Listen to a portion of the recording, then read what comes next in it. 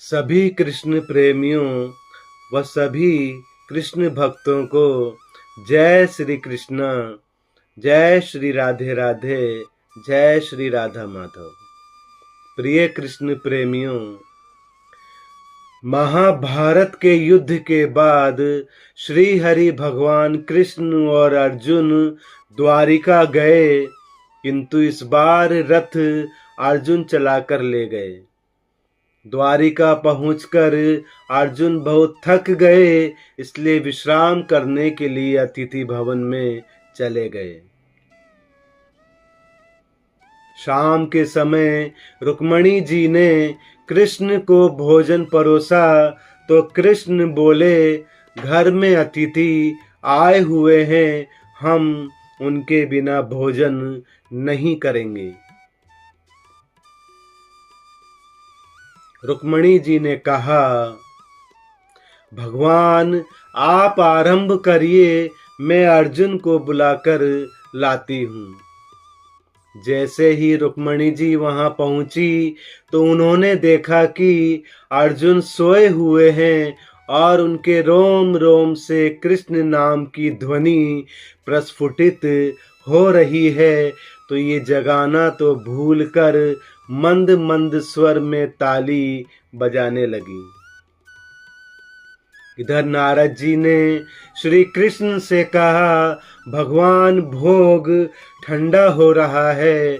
तो श्री कृष्ण बोले, अतिथि के बिना हम भोजन नहीं करेंगे। नारद जी बोले, मैं बुलाकर लाता हूँ। नारद जी ने वहां का नजारा देखा तो ये भी जगाना भूल गए और इन्होंने वीणा बजाना शुरू कर दिया।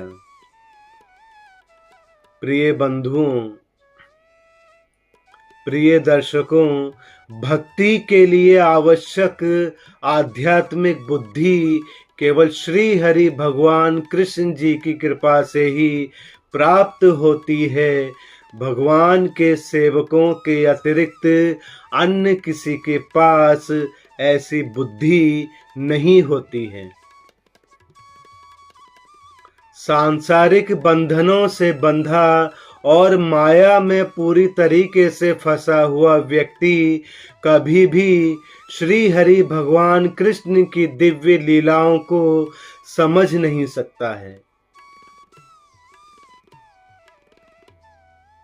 प्रिय बंधुओं, जिस भी दिन हम 100% ये मान लेंगे कि श्यामा श्याम सर्वत्र व्याप हैं, यकीनन हम तत्वज्ञानी हो जाएंगे।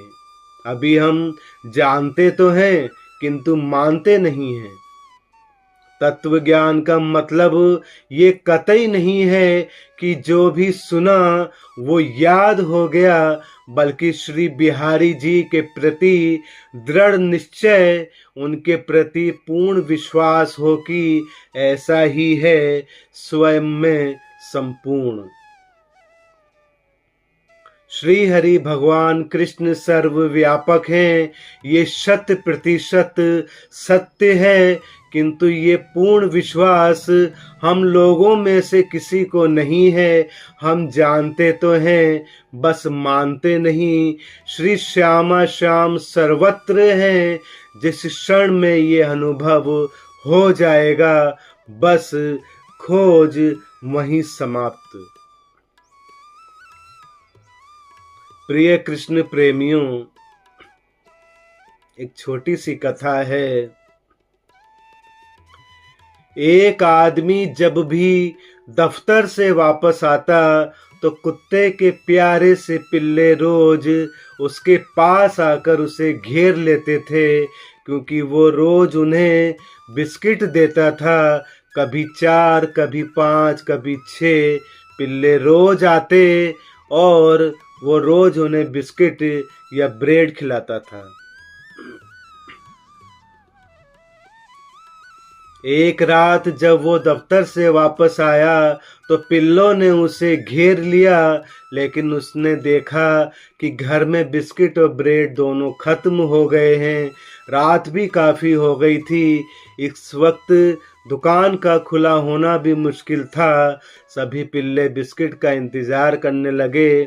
उसने सोचा कोई बात नहीं, कल खिला दूंगा, और ये सोचकर उसने घर का दरवाजा बंद कर लिया। पिल्ले अभी भी घर के बाहर बैठकर उसका इंतजार कर रहे थे। ये देखकर उसका मन विचलित हो गया।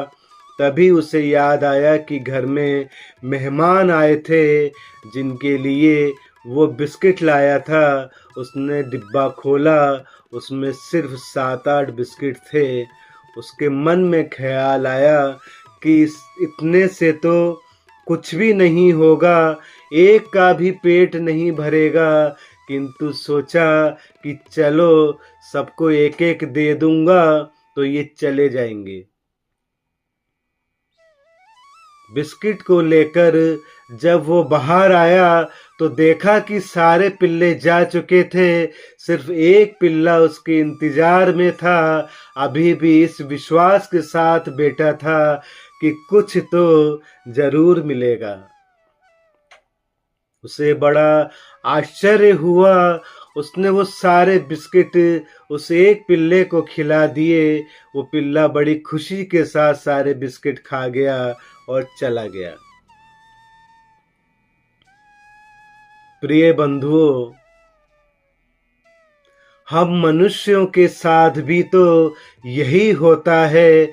जब तक ईश्वर हमें देते रहते हैं तब तक हम खुश रहते हैं, उनकी भक्ति करते रहते हैं, उनके फल का इंतजार करते हैं।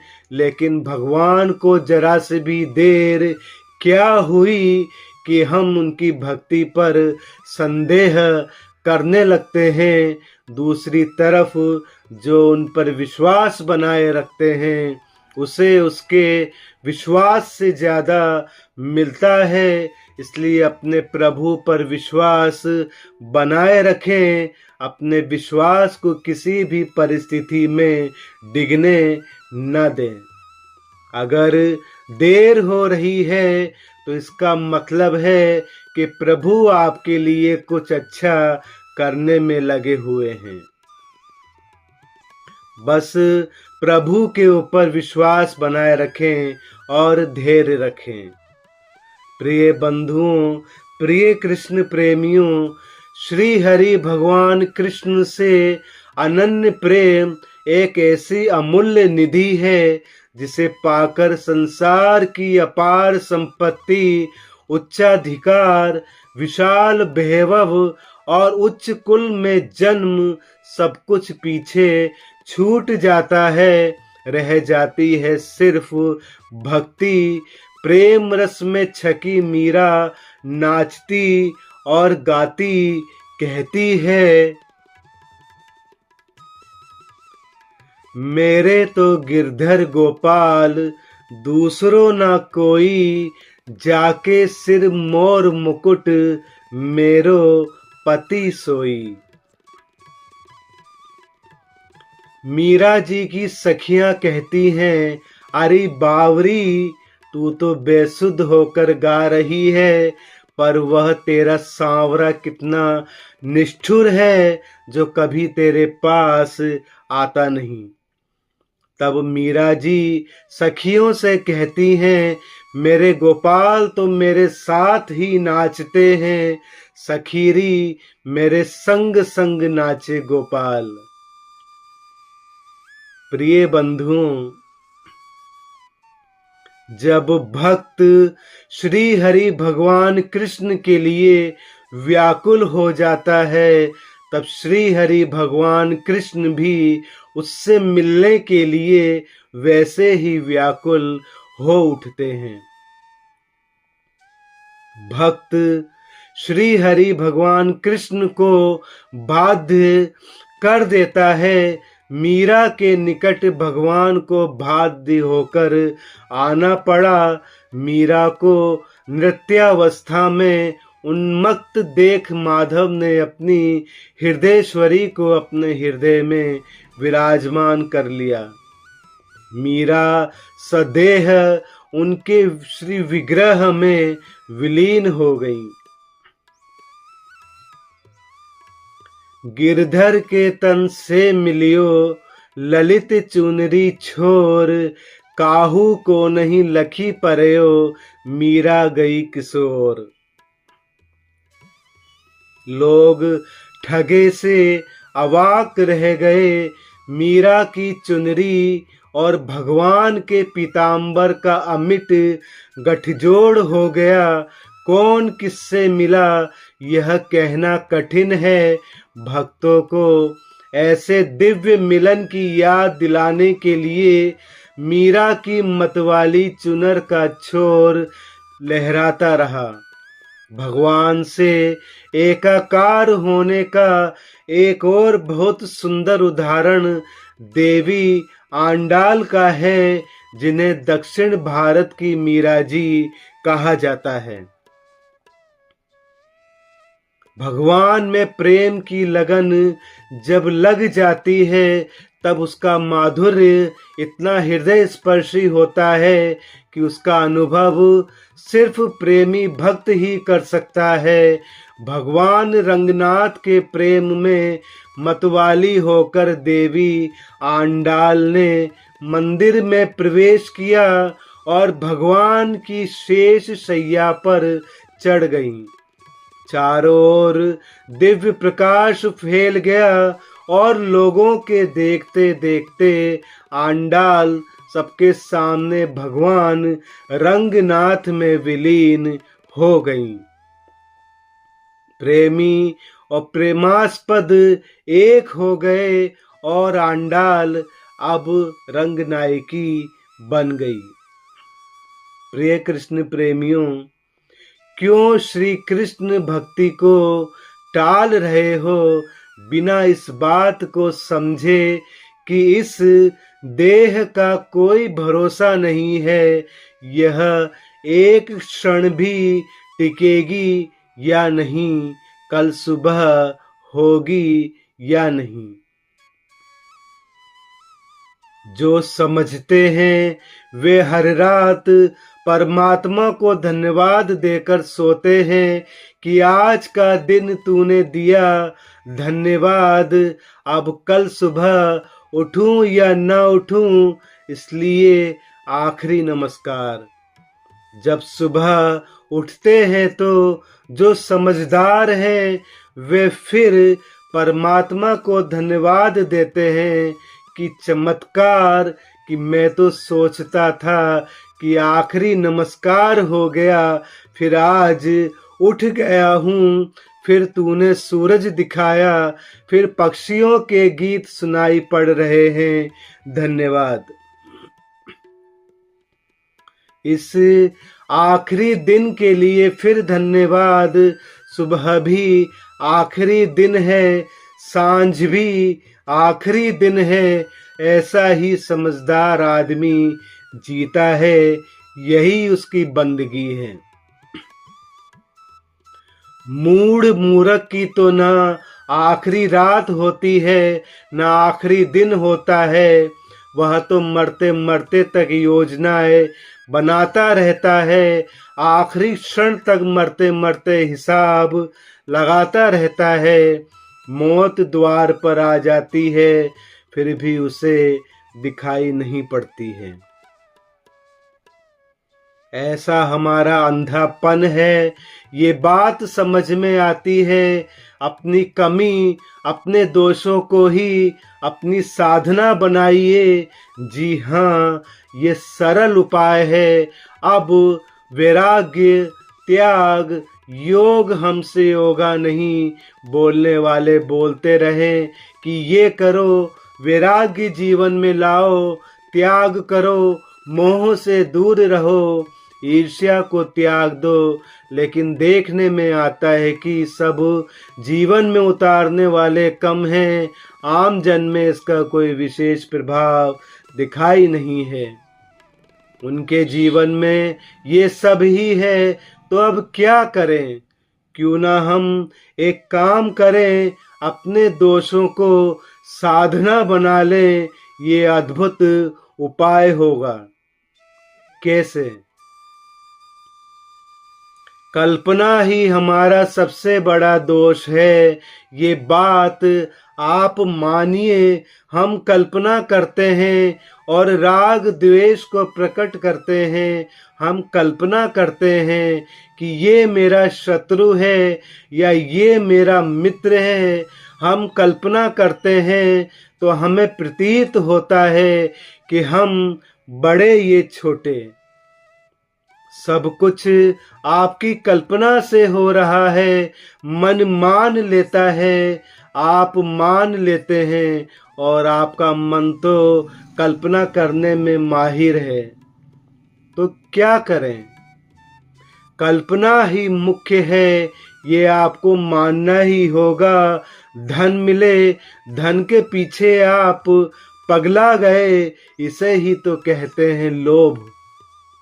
अब ये लोभ कैसे प्रकट हुआ? आपने ये मान लिया कि धन से सुख मिलेगा, बस यही सच्ची बात है। मन की कल्पना ने ही लोभ प्रकट किया।